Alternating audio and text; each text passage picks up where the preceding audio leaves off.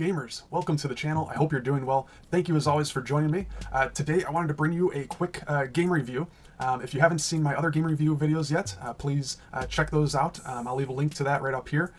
Also, this game is from one of my previous streams of the game while it was in the closed beta.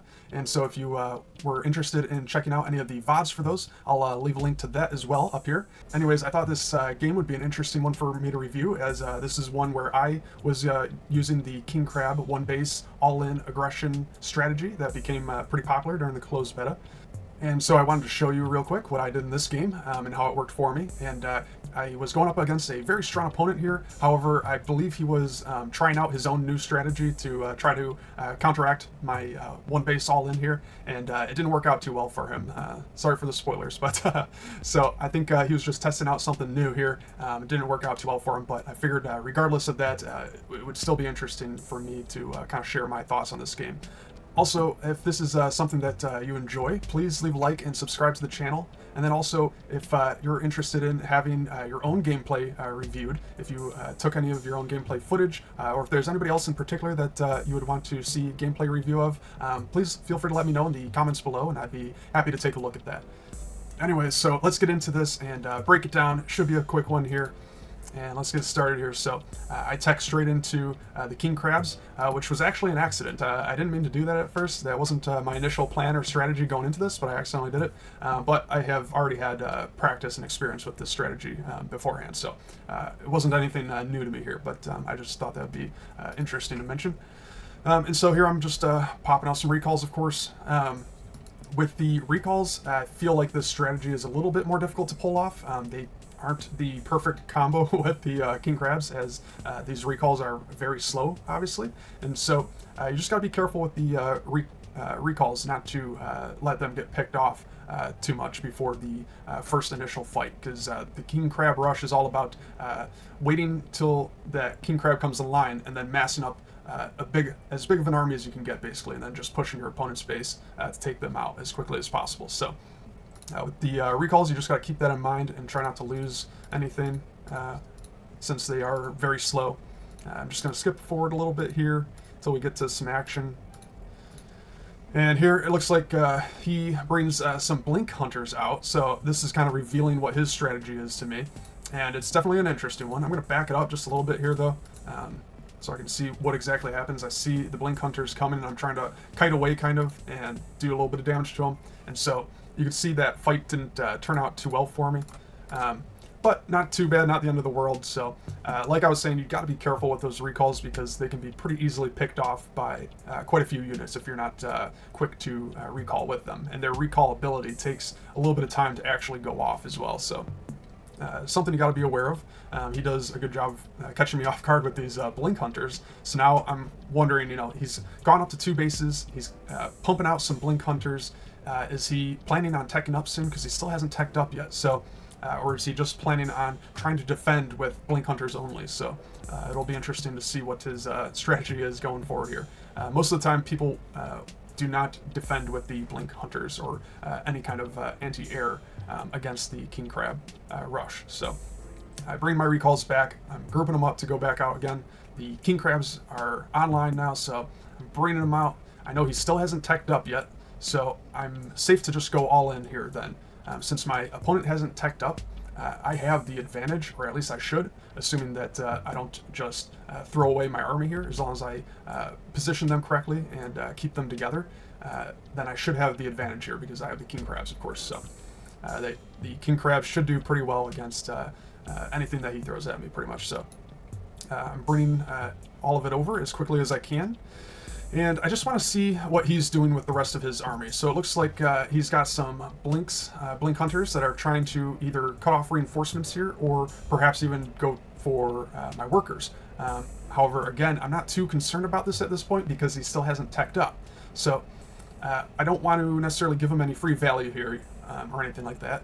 I want to be careful not to lose too much to these blink hunters. So one other thing I almost forgot to mention is that when you're playing this one base all-in aggression, oftentimes your opponent is going to want to slow you down and distract you. Oftentimes they are teching up by now, and their tech should be coming online pretty soon actually at this point.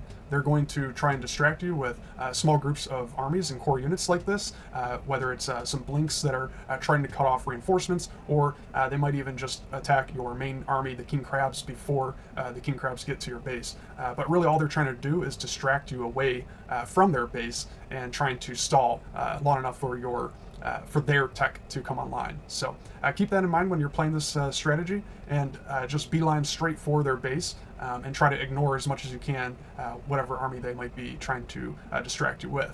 Especially with those king crabs, you need to get those onto your opponent's base as quickly as possible. So it looks like he's just trying to pick off some reinforcements of mine, which is not too bad by him. But we can also see here as I approach with my king crabs and the rest of my army here, I see he's got a few different groups here of the blink hunters, kind of spread out just a little bit, which is a good idea by him. This would help him to save a few blink hunters. If I were to dive in there with my king crabs, he could do a lot better kiting them if he's got them spread out like this, and then he doesn't have to worry about that cleave damage quite as much either.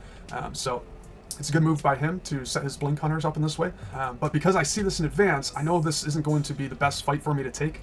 So here I decide to ignore the blink hunters and just go for his first resource base here. So I know I can take this out safely and very quickly, so I might as well just do that. And so now he groups up all his blink hunters and jumps in on my recalls. And in a fight like this, you have to choose or determine what your most important units are. And you want to always try to prioritize certain units over others. I know that he has a bunch of blink hunters, and that's pretty much all he's got at this point. So I know that my king crabs are going to be my most important unit right now. My king crabs are going to be able to do some tanking for my recalls, as well as dish out that AoE damage as well. So I think my king crabs are going to be a little more important than my recalls here. And so I'm letting my recalls kind of sit there and tank for the king crabs at this moment until I can bring my king crabs up to the front to start dishing out the damage.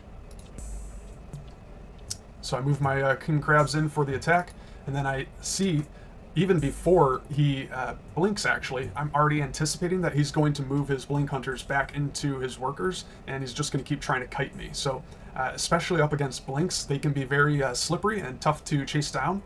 So you have to split up your army kind of and try to cut them off and surround them from all sides if possible. So he's running out of space to move and maneuver his blinks around. So I'm already anticipating that, and I'm trying to split my army a little bit so I can always have damage on him.